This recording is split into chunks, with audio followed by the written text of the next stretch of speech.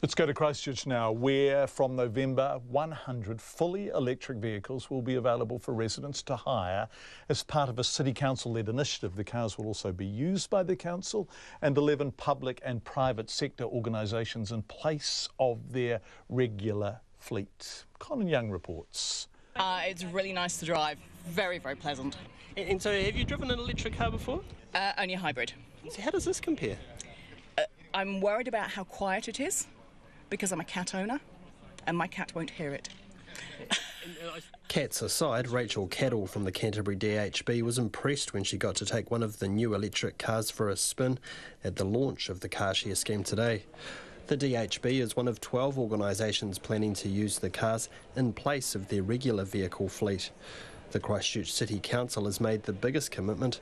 It plans to retire 52 of its petrol cars and get staff to use the electric car share scheme instead.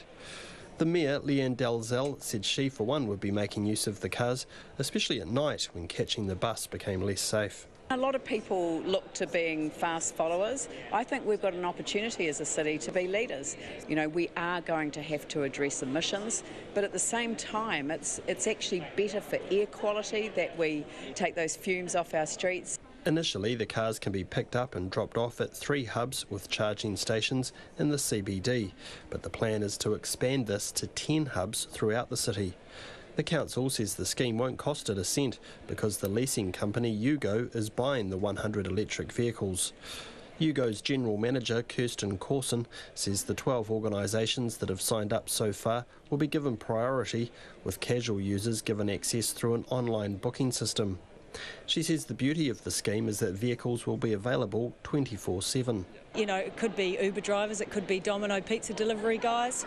So if I wanted to just go and sell my old Honda Accord and think that I could just use this ride-sharing scheme instead, I mean, what sort of level of reliability would you be able to offer there in terms of how often these things would be available?